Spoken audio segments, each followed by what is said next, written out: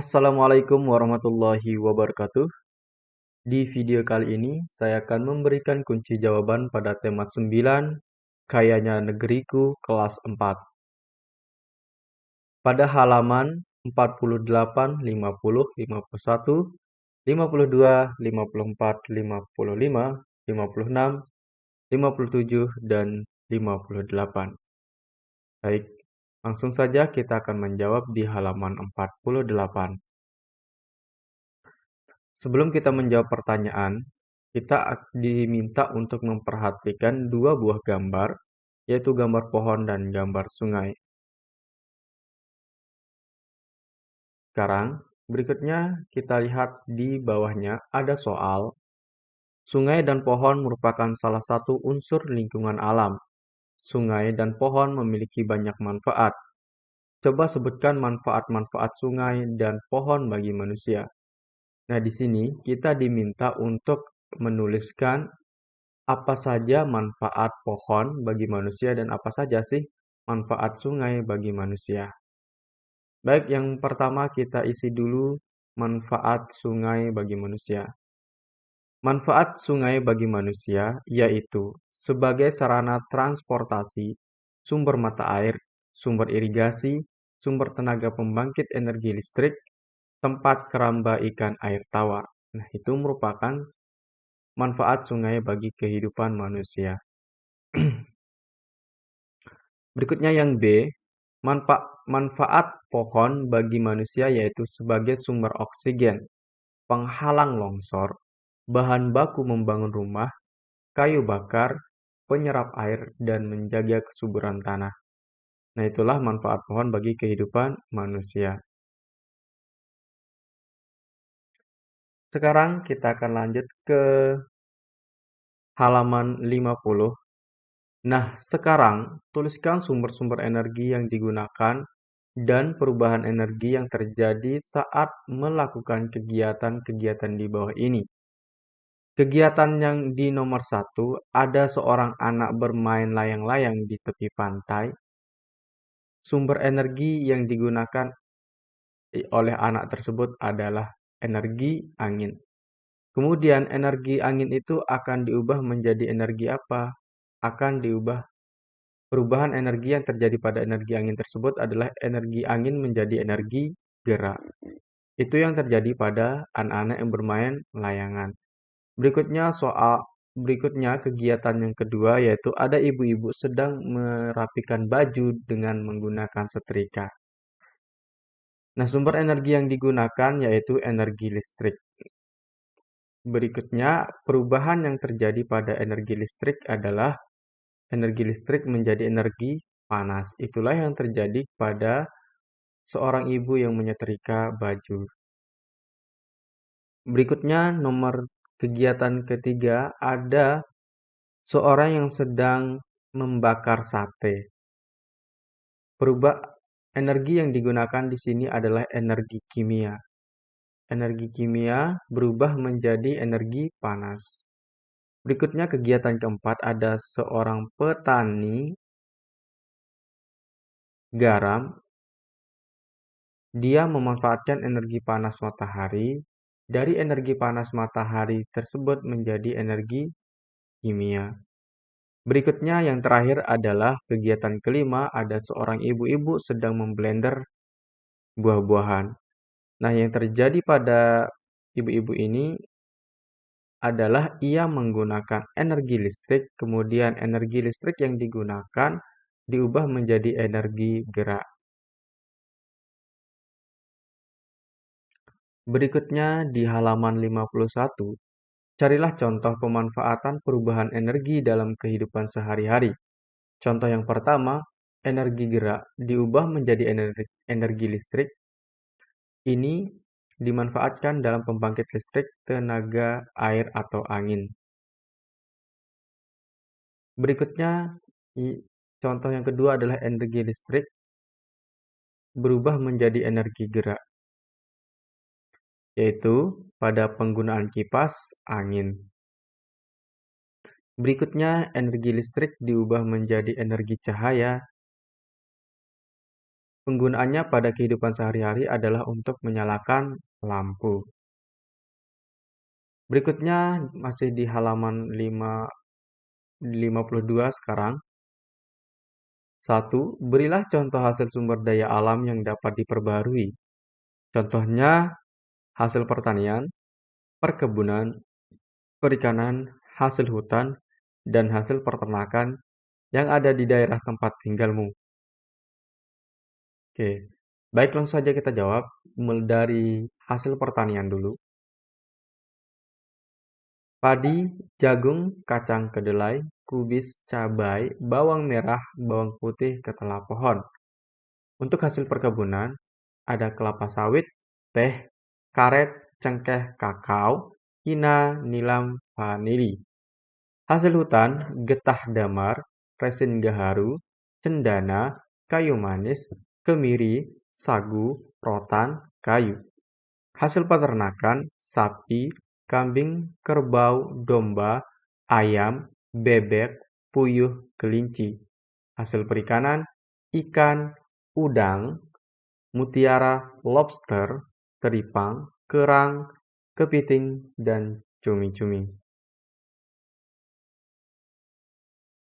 Masih di halaman 52, soal nomor 2.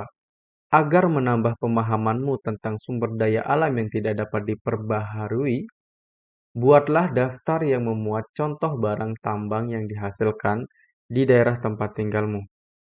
Oke, di sini ada 3 kolom tentang bahan tambang organik, kemudian ada bahan tambang logam, dan bahan tambang untuk industri. Baik, langsung saja kita jawab dari yang bahan tambang organik.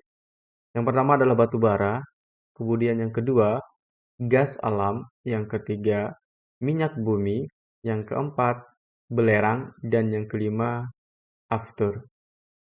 Berikutnya untuk bahan tambang logam itu ada besi, emas, timah, perak, nikel. Berikutnya untuk bahan tambang untuk industri adalah batu kapur, fosfat, batu gamping, pasir kuarsa, dolomit. Sekarang kita akan jawab di halaman 54. Kalian telah mengetahui kekayaan dan persebaran sumber daya alam. Berdasarkan jenis bendanya, sumber daya alam dibagi menjadi dua, yaitu sumber daya alam hayati dan sumber daya alam non-hayati. Sumber daya alam hayati berupa makhluk hidup. Sebaliknya, sumber daya alam non-hayati adalah sumber daya alam yang bukan berupa makhluk hidup. Sekarang, giliran kamu untuk menceritakan berbagai kekayaan sumber daya alam, baik hayati maupun non-hayati, yang ada di daerahmu.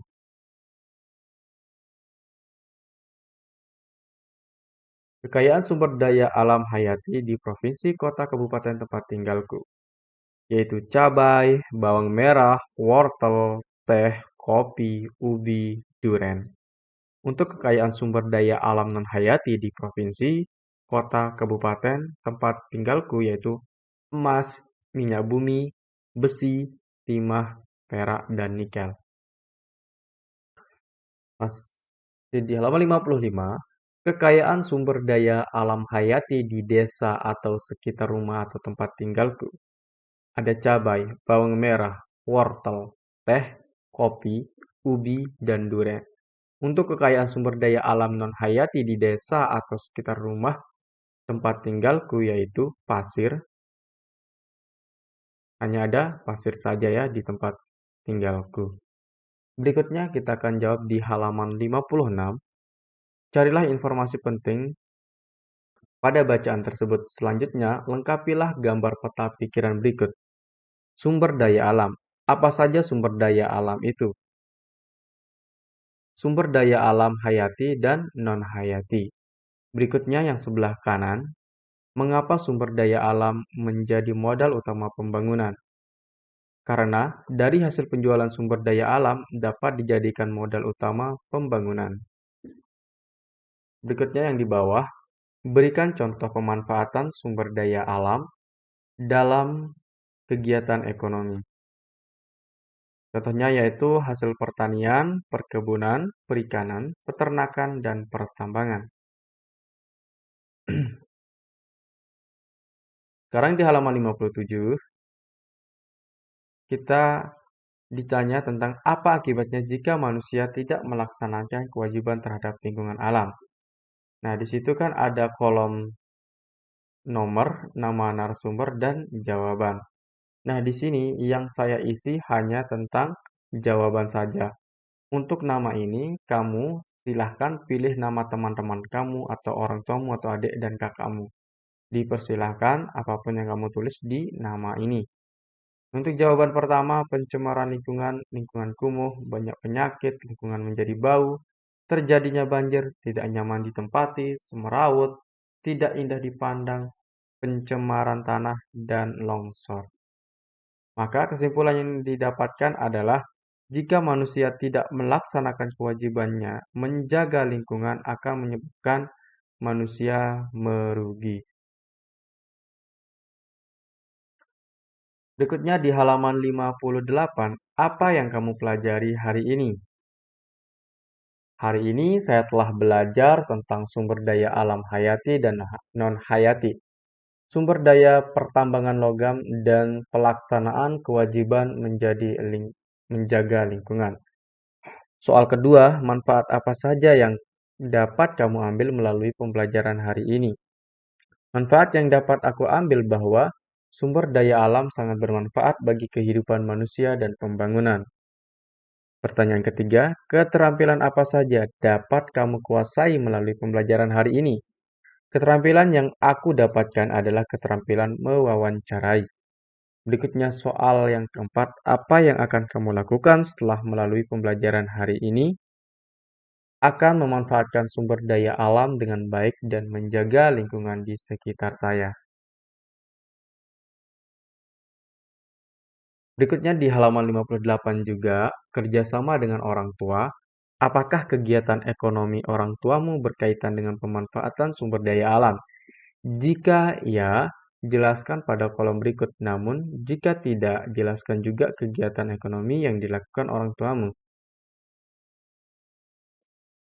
Iya, orang tuaku bekerja sebagai petani, maka sumber daya alam yang ia manfaatkan adalah tumbuhan, tanah yang subur, dan air dari sungai. Baik, itulah merupakan kunci jawaban di pembelajaran kali ini. Semoga bermanfaat bagi kita semua. Sekian, Assalamualaikum warahmatullahi wabarakatuh.